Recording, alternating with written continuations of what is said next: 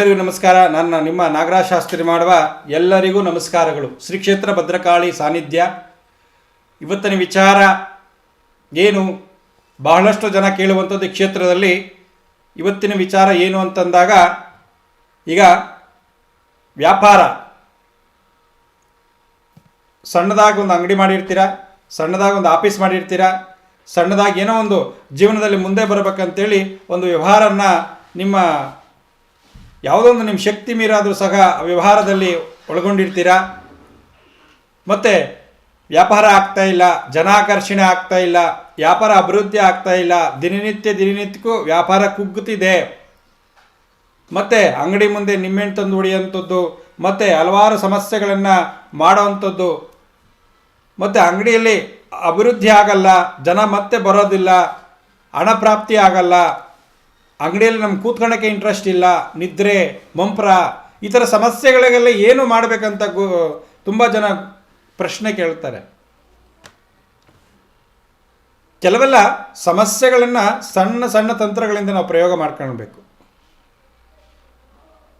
ಆಗ ಪ್ರಯೋಗ ಮಾಡ್ಕೊಂಡಾಗ ಸಮಸ್ಯೆಗಳು ಆದಷ್ಟು ಬೇಗ ಪರಿಹಾರ ಆಗಿ ಆ ಕ್ಷೇತ್ರದಲ್ಲಿರುವಂಥ ಪೀಡೆ ಆಚೆ ಹೋಗಿ ಅಲ್ಲಿರುವಂಥ ದರಿದ್ರವನ್ನು ಆಚೆ ಹಾಕಬೇಕು. ಯಾಕಂದರೆ ಜೀವನ ಮಾಡಬೇಕಾದ್ರೆ ಏನೋ ಒಂದು ಕೆಲವರೆಲ್ಲ ಆಧಾರ ಮಾಡ್ಕೊಂಡಿರ್ತಾರೆ, ವ್ಯಾಪಾರದಲ್ಲಿ ಅಭಿವೃದ್ಧಿ ಆಗೋವಂಥದ್ದು. ಆ ವ್ಯಾಪಾರದಲ್ಲಿ ಈಗ ಏನೋ ಒಂದು ಚಿಂಡ್ರ ಪಾಡ್ರೆ ಅಂಗಡಿ ಹಾಕ್ಕೊಂಡು ಸಣ್ಣದಾಗಿ ನಡೆಸ್ತಾ ಇರ್ತಾರೆ. ಒಂದು ದಿವಸ ನಡೆಯೋದು ವ್ಯಾಪಾರ, ಎರಡನೇ ದಿವಸ ಬಿದ್ದೋಗೋದು, ಮೂರನೇ ದಿವಸ ಎಡೆಯೋದು. ಹಿಂಗೆ ಇದು ಒಂದೊಂದು ವಾರಕ್ಕೆ ಸ್ಟಾಪ್ ಆಗಿ ಹೋಗ್ತಾ ಇರ್ತದೆ. ಹಾಕಿದ ಬಂಡವಾಳ ಹಾಕಲ್ಲ. ಹೋಟ್ಲ್ಗಳಲ್ಲಾಗಲಿ ಯಾವುದೇ ಒಂದು ಈ ಕ್ಷೇತ್ರದಲ್ಲಾಗಲಿ ದಿನಕ್ಕೂ ಕುಗ್ತಾ ಇರ್ತದೆ, ವ್ಯಾಪಾರ ಆಗಲ್ಲ. ಏನಾಗುತ್ತೆ ಅಂತಂದರೆ ಸಣ್ಣ ಪುಟ್ಟ ಕೆಲಸಗಳಲ್ಲಿ ಆಗ್ತದೆ, ಜನ ಕಟ್ ಮಾಡೋವಂಥದ್ದು ಇರ್ತದೆ, ವ್ಯಾಪಾರ ನಿಲ್ಲಿಸೋವಂಥದ್ದು ಇರ್ತದೆ.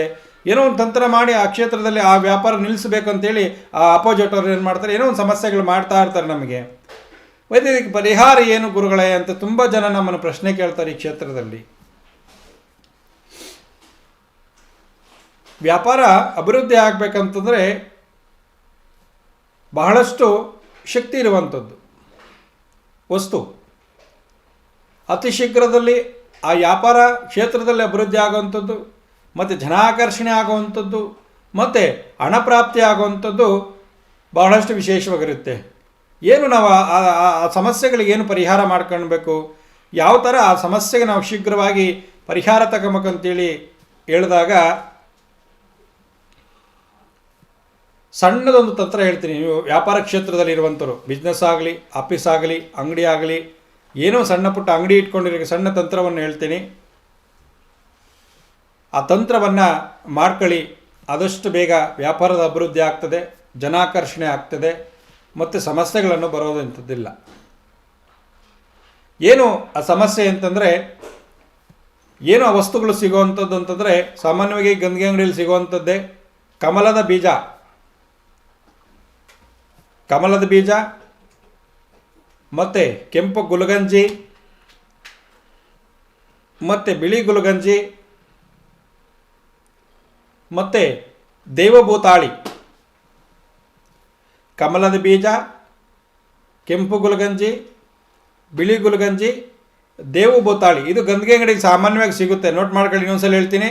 ಕಮಲದ ಬೀಜ, ಕೆಂಪು ಗುಲಗಂಜಿ, ಬಿಳಿ ಗುಲಗಂಜಿ, ದೇವಭೂತಾಳಿ ಅಂತ ಬರುತ್ತೆ. ಇವ ಮೂರನ್ನು ತಗೊಂಬಂದು ಶುಕ್ರವಾರ ಮನೆಯಲ್ಲಿಟ್ಟು ಒಂದು ಹಳದಿ ಬಟ್ಟೆಯಲ್ಲಿ ಕ್ಲೀನಾಗಿ ಹೊಸ ತಗೊಳ್ಳಿ, ಹಳದಿ ಬಟ್ಟೆ. ಶುಕ್ರವಾರ ಬೆಳಗ್ಗೆ ನೀವು ಅಂಗಡಿಗೆ ಹೋಗಬೇಕಾದ್ರೆ ಈ ವಸ್ತುಗಳನ್ನು ತಂದು ಒಂದು ಹಳದಿ ಬಟ್ಟೆಯಲ್ಲಿ ಕಟ್ಟಿ ಅದಕ್ಕೆ ಅರಿಶಿನ ಕುಂಕುಮ ಹಾಕಿ ಸ್ವಲ್ಪ ಅಕ್ಷತೆ ಮಾಡಿ ಹಾಕಿ ಅದರಲ್ಲಿ ಹಾಕ್ಬಿಟ್ಟು ಈ ವಸ್ತುಗಳನ್ನು ಅದರಲ್ಲಿ ಹಾಕಿ, ಇಷ್ಟೇ ಅಂತ ಪ್ರಮಾಣ ಇಲ್ಲ, ತಂದು ಅದರಲ್ಲಿ ಹಾಕ್ಬಿಟ್ಟು ಅದನ್ನು ಗಟ್ಟಿಯಾಗಿ ಕಟ್ಟಿ ಅರಿಶಿನ ಕುಂಕುಮಕ್ಕೆ ಚೆಂದಾಗಿ ಧೂಪವನ್ನು ಕೊಟ್ಟು ನೀವು ಅಂಗಡಿ ಬಾಗಿಲಲ್ಲಿ ಕಟ್ಕೊಳ್ಳಿ. ಅಂಗಡಿಯಲ್ಲಿ ಬಾಗಿಲಲ್ಲಿ ಕಟ್ಟಿದಾಗ ಯಾವುದೇ ದೃಷ್ಟಿ ಬೀಳಲ್ಲ, ಜನಾಕರ್ಷಣೆ ಆಗ್ತದೆ, ವ್ಯಾಪಾರ ಅಭಿವೃದ್ಧಿ ಆಗ್ತದೆ, ವ್ಯಾಪಾರ ದಿನದಿನಕ್ಕೂ ಅಭಿವೃದ್ಧಿ ಆಗ್ತದೆ. ಈ ಸಣ್ಣ ತಂತ್ರವನ್ನು ಮಾಡ್ಕೊಳ್ಳಿ. ಮತ್ತೆ ಹೇಳ್ತೀನಿ ಕೇಳಿ. ಯಾವ ವಸ್ತುಗಳನ್ನು ತರಬೇಕು ನೀವು ಮನೆಗೆ ಅಂತಂದರೆ, ಕಮಲದ ಬೀಜ, ಕೆಂಪು ಗುಲಗಂಜಿ, ಬಿಳಿ ಗುಲಗಂಜಿ ಮತ್ತು ದೇವಭೂತಾಳಿ. ಇವು 4 ವಸ್ತುಗಳಂತಂದು ಮನೆ ಮೆಟ್ಕೊಳ್ಳಿ. ಶುಕ್ರವಾರ ಬೆಳಗ್ಗೆ ನೀವು ಸ್ನಾನ ಮಾಡಿ ಅಂಗಡಿಗೆ ಹೋಗಬೇಕಾದ್ರೆ ಅದು ಶುಕ್ರವಾರ ಒಂದು 6 ಗಂಟೆ ಒಳಗೆ ಕೆಲಸ ಮುಗಿಸಿ ಒಂದು ಹಳದಿ ಬಟ್ಟೆಯಲ್ಲಿ ಅದನ್ನೆಲ್ಲ ಕಟ್ಟಿ ಅದಕ್ಕೆ ಸ್ವಲ್ಪ ಅರಿಶಿನ ಕುಂಕುಮ ಹಾಕಿ ಅಕ್ಷತೆ ಮಾಡಿ ಹಾಕಿ ಲಕ್ಷ್ಮೀ ದೇವಿಗೆ ಸಂಕಲ್ಪ ಮಾಡಿ ಆ ದೇವಿಗೆ ಒಂದು ಪೂಜೆಯನ್ನು ಮಾಡಿ ಆ ಧೂಪ ಚೆನ್ನಾಗಿ ಕೊಟ್ಟು ತಗೊಂಡೋಗಿ ನೀವು ಅಂಗಡಿ ಬಾಗಿಲಲ್ಲಿ ಕಟ್ಬೋದು, ಆಫೀಸಲ್ಲಿ ಕಟ್ಬೋದು. ಮತ್ತು ನೀವು ಯಾವ ಸಣ್ಣ ಅಂಗಡಿ ಸಹ ಈ ತಂತ್ರವನ್ನು ಮಾಡ್ಕೊಂಡಾಗ ವ್ಯಾಪಾರ ಅಭಿವೃದ್ಧಿ ಆಗ್ತದೆ, ವಾಮಾಚಾರಗಳು ಯಾವುದೂ ಆಗೋದಿಲ್ಲ, ನಿಮ್ಮೆಣ್ಣು ಕೆಲಸ ಯಾವುದೂ ಆಗೋದಿಲ್ಲ, ಮತ್ತು ಜನ ಅಭಿವೃದ್ಧಿ ಆಗ್ತದೆ. ದಿನೇ ದಿನೇ ಸಹ ವ್ಯಾಪಾರ ಅಭಿವೃದ್ಧಿ ಆಗುವಂಥದ್ದು ವಿಶೇಷವಾಗಿರುತ್ತೆ. ಈ ಸಣ್ಣ ತಂತ್ರವನ್ನು ಮಾಡ್ಕೊಂಡು ಇದರಿಂದ ಖಚಿತವಾಗಿ ಉಪಯೋಗ ಆಗೋಂಥ ವಸ್ತುಗಳನ್ನೇ ತಂದು ಮಾಡ್ಕೊಳ್ಳಿ. ಇದರಿಂದ ಲಾಭ ಕಾಣ್ತೀರಾ, ಇದರಿಂದ ನೀವು ತೃಪ್ತಿ ಆಗುವಂಥದ್ದು ವಿಶೇಷವಾಗಿರುತ್ತೆ. ಹಾಗಾಗಿ ಈ ಸಣ್ಣ ತಂತ್ರವನ್ನು ಮಾಡಿ ಆ ದೇವಿಯ ಒಂದು ಕೃಪೆಗೆ ಪಾತ್ರರಾಗಿ ಅಂತ ಹೇಳ್ತಾ ಈ ಮಾತುಗಳನ್ನು ಮುಗಿಸ್ತಾ ಇದ್ದೀನಿ. ಸರ್ವೇ ಜನ ಸುಖಿನೋ ಭವಂತು.